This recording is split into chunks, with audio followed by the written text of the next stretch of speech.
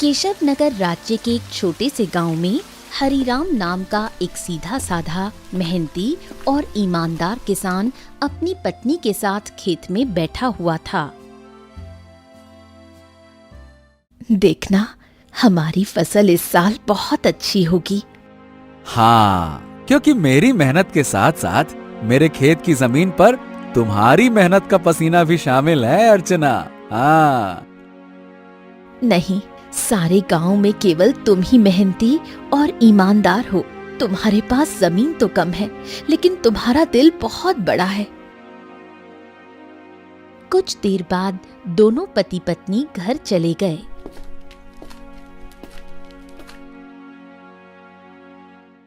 मैं तुम्हें एक बात बताना तो भूल ही गई, घर में लकड़ियां खत्म हो गई हैं। अरे चिंता मत करो, मैं कल सुबह सबसे पहले जंगल में लकड़ियां काटने के लिए ही चला जाऊंगा। ठीक है ना, ले आऊंगा। चलो अब।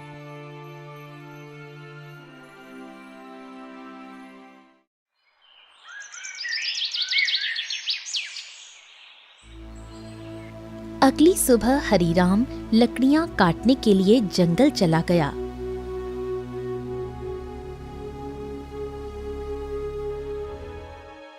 हरिराम एक पेड़ पर कुल्हाड़ी चलाने ही वाला था कि तभी उसने देखा झाड़ियों में एक घायल बंदर करहा रहा था।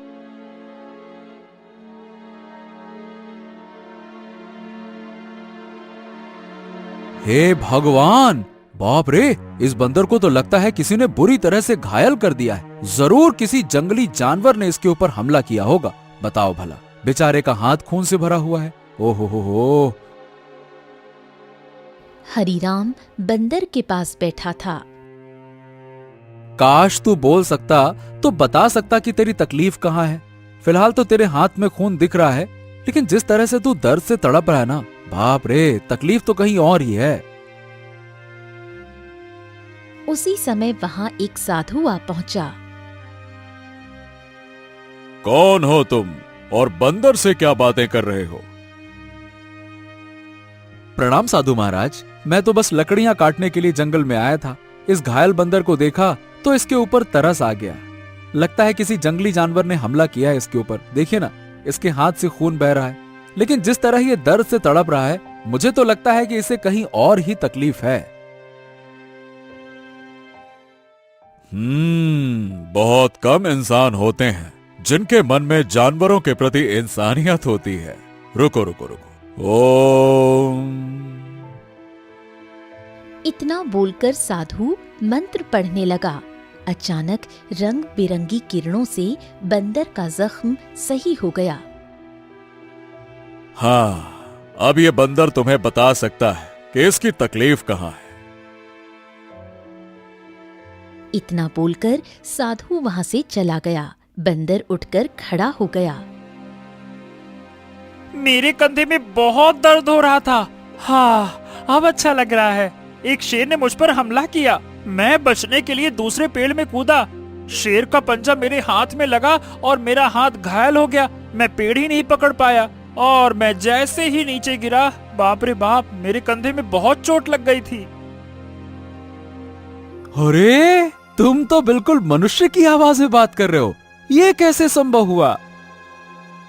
जब साधु ने मंत्र पढ़ा ना, तब मुझे ऐसा लगा कि मेरे अंदर बात करने की शक्ति आ गई है। मैंने बोला और मेरी आवाज तुम तक पहुंच गई। लगता है ये चमत्कार साधु बाबा ने किया है। हाँ।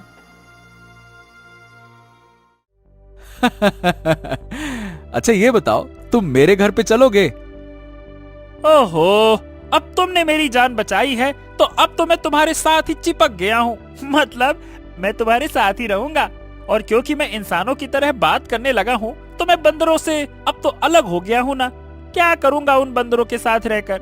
अब तुमसे बातें करूंगा जी भर के। चलो, तुम मेरा कोई अलग नाम भी रख सकते हो। बताओ बताओ, मेरा क्या नाम रखोगे? बड़े मजे की बातें करते हो तुम। चलो ठीक है, मैं तुम्हें आज से गोलू कह के पुकारूंगा। क्यों, कैसा नाम है? अच्छा नाम है ना? हाँ, अच्छा नाम है। चलो चलो चलो चलो, घर चलते हैं।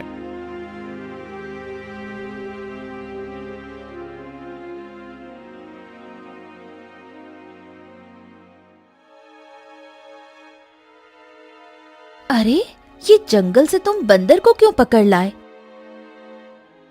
हरीराम पूरी घटना अर्चना को बताने लगा।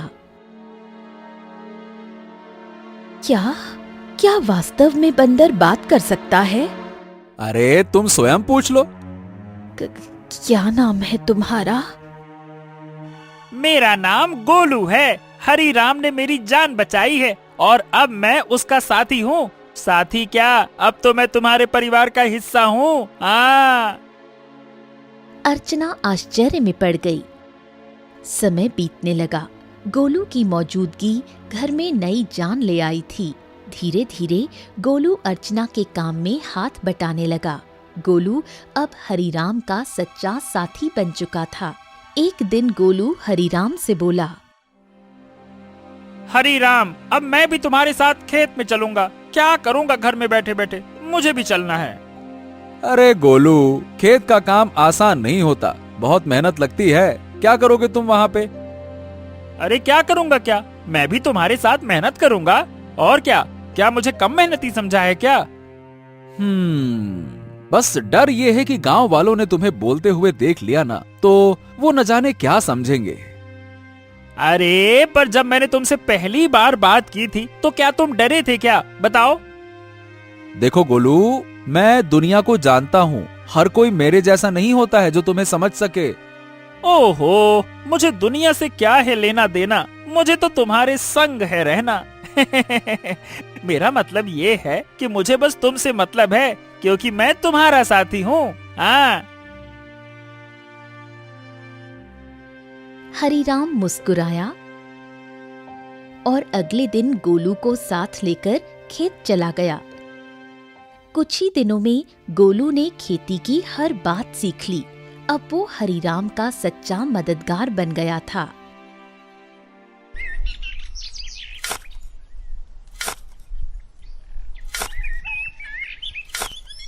हरीराम, अरे आज की मिट्टी तो बहुत भारी लग रही है।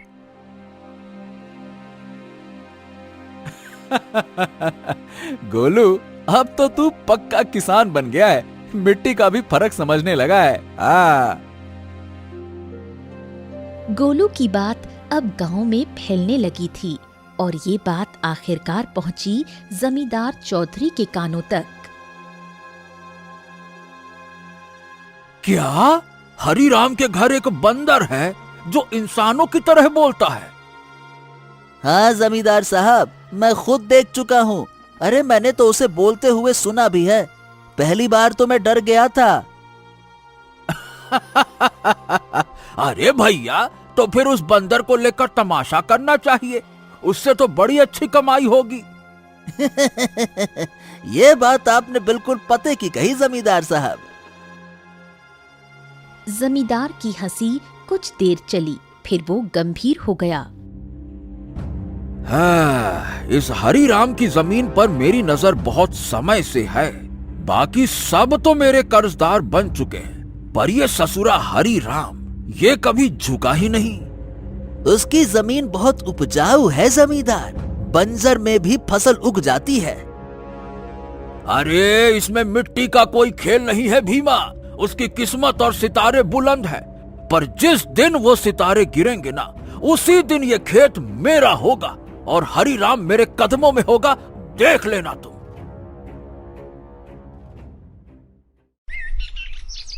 समय ऐसे ही बीतने लगा।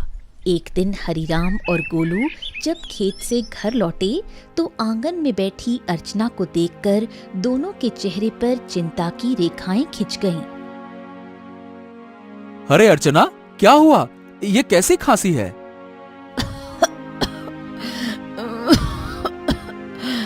कुछ दिनों से खांसी हो रही है, अब तो दिन ब दिन और भी बढ़ती जा रही है। हरीराम, इसे नजरअंदाज मत करो, किसी अच्छे वैद्य को तुरंत बुलाना चाहिए। हरीराम ने देर न करते हुए गांव के एक अनुभवी वैद्य को बुला लिया। वैद्य ने अर्चना को ध्यान से देखा।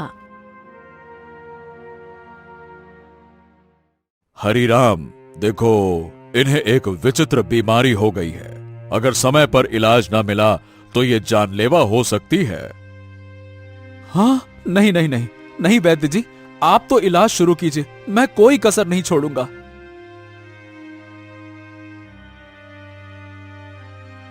उस दिन से हरिराम का सारा धन अपनी पत्नी के इलाज में लगने लगा। हफ्तों बीतते गए और एक दिन ऐसा आया जब उसकी सारी जमा पूंजी खत्म हो गई। उस दिन हरिराम घर पर अकेला बैठा था।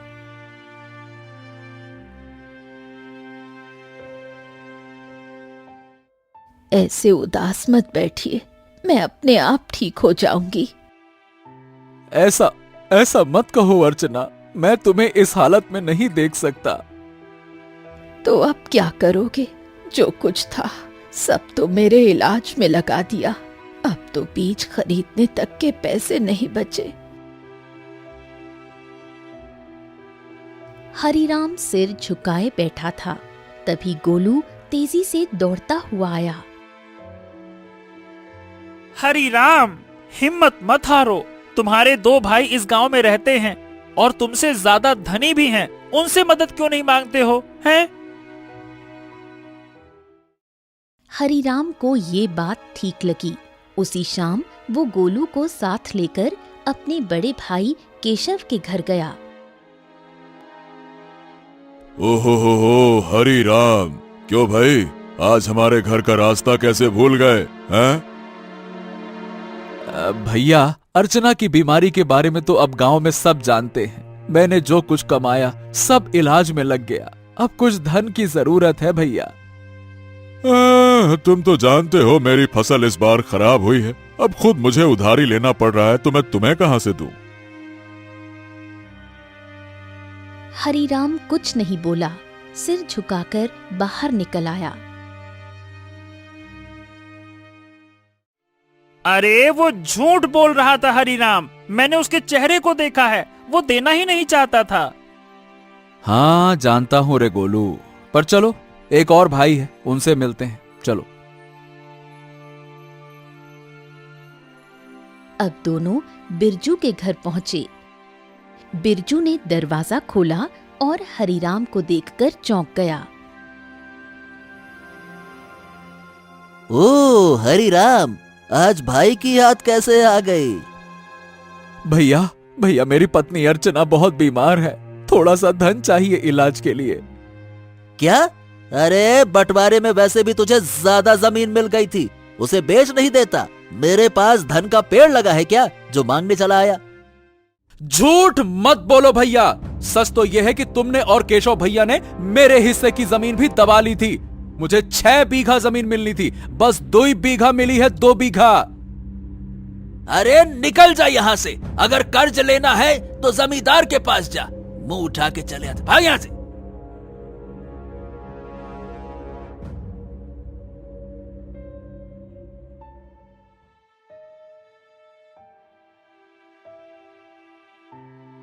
कैसे भाई हैं तुम्हारे हरिराम, एक भी मदद को तैयार ही नहीं है। हाँ, इस दुनिया में इंसान ऐसे ही होते हैं, मतलबी, अपना पराया कुछ नहीं देखते। तो अब क्या करोगे? क्या जमींदार के पास जाओगे? हाँ, मजबूरी है गोलू, मैं नहीं जाना चाहता था, इसीलिए तुम्हारे कहने पे भाइयों के पास गया। अब तुम ही बताओ, मेरे पास और क्या रास्ता बचा है, बताओ।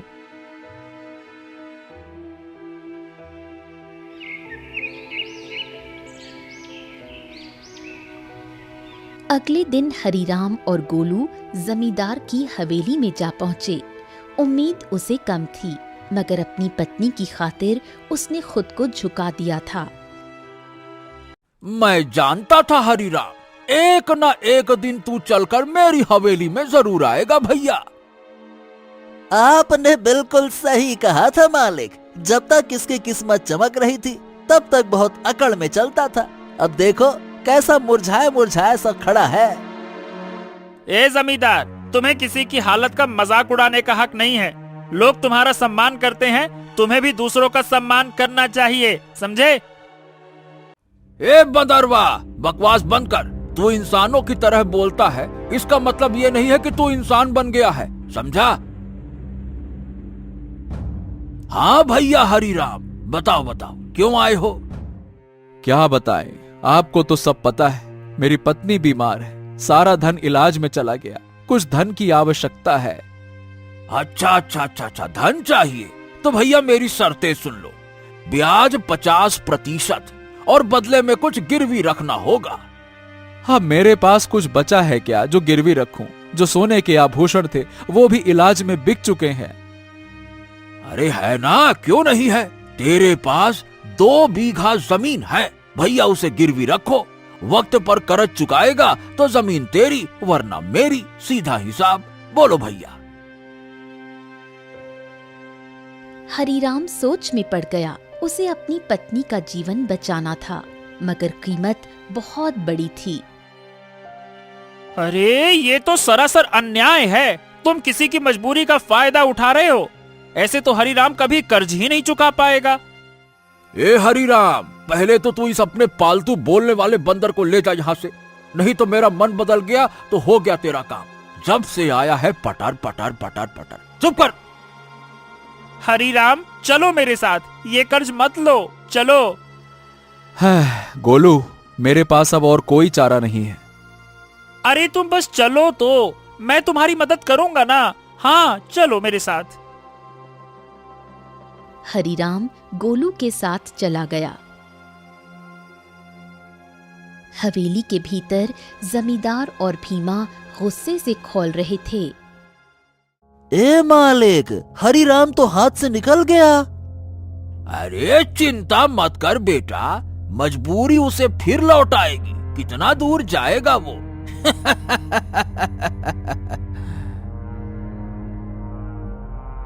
हरीराम गोलू के साथ घर पर आ पहुंचा और गोलू तुरंत वहां से चला गया। शाम तक गोलू लौटकर नहीं आया। हरीराम और अर्चना की चिंता बढ़ने लगी। गोलू अब तक क्यों नहीं आया? कहीं जमींदार ने उसे कुछ कर तो नहीं दिया? अरे पता नहीं कहां गया। मेरा मन भी बड़ा बेचैन है। रात बीत गई। सुबह सूरज की किरणों के साथ ही गोलू वहां पहुंचा, हाथ में एक चमकती जड़ी बूटी के साथ। अरे गोलू, तू कहां था? हमें लगा कहीं तुझे कुछ हो तो नहीं गया।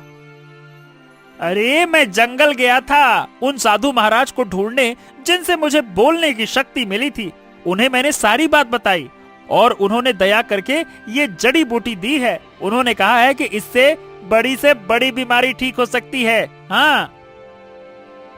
गोलू ने वो जड़ी बूटी अर्चना को दे दी। कुछ देर बाद अर्चना की आंखों में चमक लौट आई। मुझे बिल्कुल स्वस्थ महसूस हो रहा है, जैसे मैं कभी बीमार ही नहीं थी। हाँ। अर्चना, तुम्हारी खांसी भी ठीक हो गई। और गोलू, तू तो हमारे लिए देवता बन गया। अगर तू नहीं होता तो मैं जमींदार से कर्ज लेकर अपनी खेती भी खो बैठता।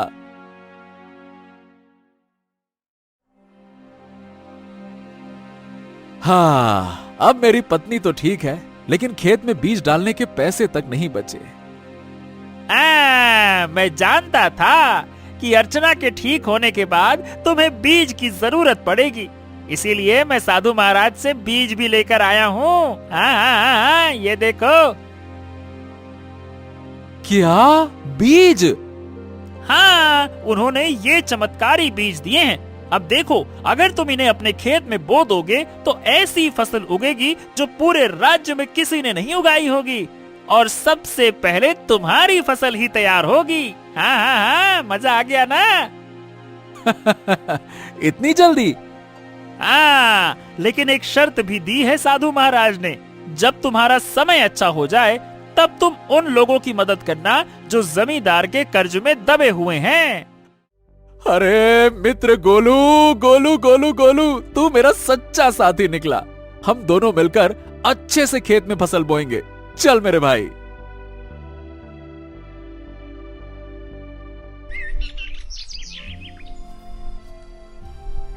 अगले ही दिन हरीराम, गोलू और अर्चना ने मिलकर खेत जोता, बीज बोया और आकाश की ओर देखकर मेहनत का वादा किया। कुछ ही दिनों में हरीराम के खेत में ऐसी फसल लहराई जैसे किसी ने पहले कभी नहीं देखी थी। गांव वाले चकित रह गए। अरे देखो रे देखो, हरिराम के खेत में तो जैसे सोने जैसी फसल लहरा रही है। हाँ हाँ हाँ हाँ हाँ। हाँ, हमारी फसल तो अभी जामी भी नहीं है और इसकी तो फसल भी तैयार हो गई। और उसकी बीवी अर्चना, जो कि महीनों बीमार रही, अब रोज खेत में काम करती है। भैया, ये तो कोई चमत्कार ही लगता है।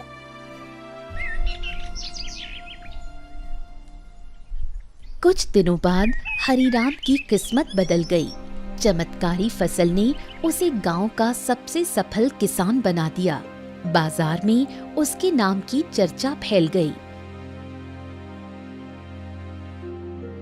हरि राम जपो राम नाम, बन गया तू धनवान। जो सोचा था वो हो गया सच।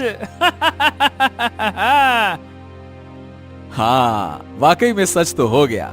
लेकिन अब बारी है गोलू वादा निभाने की, उन सब की मदद करने की जो जमींदार के कर्ज में डूबे हैं। हाँ बिल्कुल, चलो आज से ही शुरुआत करते हैं। अपने गांव का बिंदेसर का खेत सबसे पहले छुड़ाते हैं। चलो।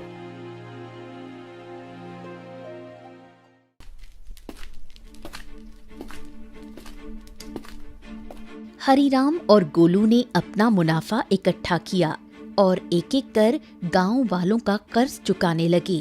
बिंदेसर, भोलू, रज्जो सभी ने अपनी जमीन वापस पा ली।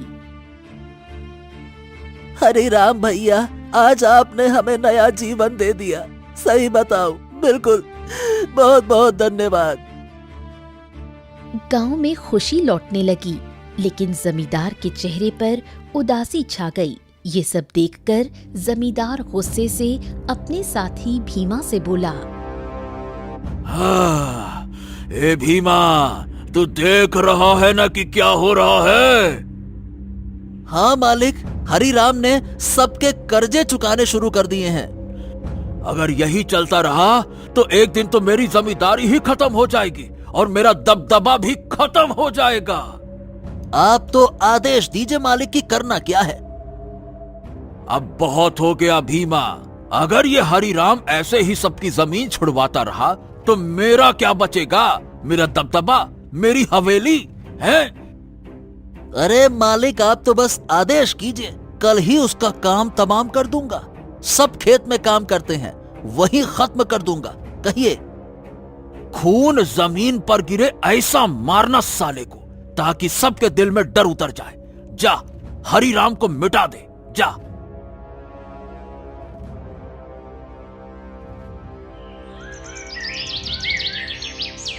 सुबह का सूरज उगा, लेकिन किसी तूफान से पहले की शांति जैसा लग रहा था।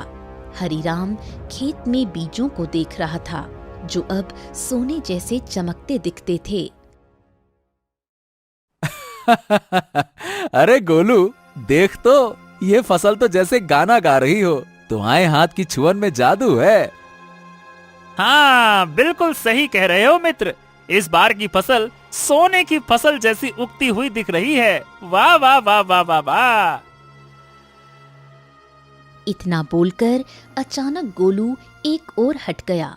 सच तो ये था कि गोलू को किसी की आहट की भनक लग चुकी थी। तभी वहां जमींदार और भीमा आ पहुंचे। भीमा के हाथ में लंबा बर्छा था। हरिराम झुका हुआ था। अब भुगतो किसान। जैसे ही भीमा ने हरिराम की ओर बर्छा फेंका, एक छलांग, एक चीख, एक वार, लेकिन हरिराम पर नहीं, गोलू पर।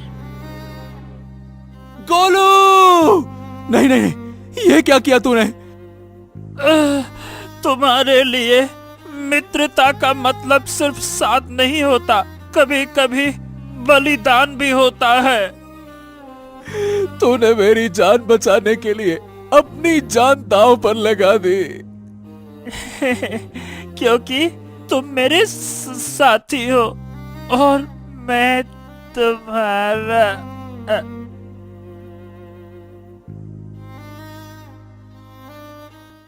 जमींदार और भीमा अविश्वास भरी नजरों से घायल गोलू को देखने लगे। भीमा जमींदार की ओर देखकर बोला, अरे ये क्या जमींदार, इस मूर्ख बंदर ने तो हरिराम के ऊपर लगने वाला वार अपने ऊपर ले लिया। हाँ, तुमने सही कहा, लेकिन मैं फिर भी हरिराम को जीवित नहीं छोड़ूंगा। इतना बोलकर जमींदार गोलू की ओर देखकर क्रोधित अवस्था में बोला, अरे तू मूर्ख का मूर्ख बंदर ही रहा। अरे तू इंसानों की तरह बोल सकता था और इंसानों की तरह रहने लगा था, लेकिन तू इंसानों की तरह चतुराई नहीं सीख सका।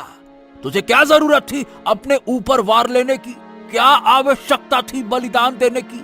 मूर्ख बंदर कहीं का, तूने मेरे सारे किए कराए पर पानी फेर दिया। लेकिन तुझे क्या लगता है कि मैं हरिराम को जीवित छोड़ दूंगा? नहीं, मैं हरिराम को जीवित बिल्कुल नहीं छोड़ूंगा, क्योंकि उसकी वजह से ही मेरा गांव में दबदबा समाप्त हुआ है। तेरा ये बलिदान बेकार जाएगा रे मूर्ख बंदर, रुक जा। गोलू के होठों पर एक हल्की मुस्कान अब भी जिंदा थी। गोलू ने अपने मित्र हरिराम को मुस्कुराते हुए देखते हुए ही दम तोड़ दिया। तभी वहां वही साधु प्रकट हो गया जिसने गोलू को बोलने की शक्ति दी थी और जिसने गोलू को हरिराम की पत्नी को बीमारी से बचाने के लिए जड़ी बूटी और जादुई बीज दिए थे। साधु क्रोधित अवस्था में जमींदार और भीमा की तरफ देखकर बोला, जिसने निर्दोष की जान ली उसका पाप अब उससे बदला मांगेगा। जमींदार और भीमा, तुम दोनों ने बहुत बड़ा पाप किया है। तुम्हें इस संसार में खुलेआम रहने का कोई अधिकार नहीं है। तुम दोनों समाज के लिए खतरा हो। रुक जाओ। इतना बोलकर साधु की क्रोधित आंखों से रंग बिरंगी किरणें निकलकर भीमा और जमींदार के शरीर पर पड़ने लगी और अगले ही पल उनके शरीर में आग लग गई। कुछ ही देर में वो दोनों जलकर राख हो गए। गांव वाले इकट्ठा हो गए। साधु हरिराम की ओर देखकर बोला, हाँ, तुम्हारा और गोलू का साथ यहीं तक लिखा था हरिराम। लेकिन साधु महाराज, जमींदार के साथी भीमा ने मेरे ऊपर हमला किया था, लेकिन गोलू ने उसे अपने शरीर पर ले लिया। हाँ, क्योंकि वो तुम्हारा सच्चा साथी था। जाते जाते गोलू ने अपनी मित्रता का कर्ज चुका दिया। अपने साथी को कभी नहीं भूलना हरिराम। इतना कहकर साधु रंग बिरंगी किरणों में वहां से गायब हो गया। गांव वाले नम आंखों से गोलू के बलिदान की सराहना करने लगे। अरे ये कोई साधारण बंदर नहीं था भैया, देवता था, देवता, हरिराम का सच्चा साथी। हाँ भैया, इसने अपनी जान दे दी और हम सबको बचा लिया। बहुत अच्छा बंदर था। कुछ दिनों बाद हरिराम ने नम आंखों से गोलू की याद में उसी खेत में एक पौधा लगाया जो आगे जाकर बना साथी वृक्ष। गोलू, तेरे बिना सब अधूरा लगेगा, लेकिन तू मिटा नहीं। तू हर उस फसल में है जो इस धरती से उगेगी। कभी कभी सच्चा साथी इंसान नहीं होता, वो एक जानवर हो सकता है जो बिना शर्त प्रेम करे, रक्षा करे और अगर जरूरत पड़े तो जीवन भी दे दे।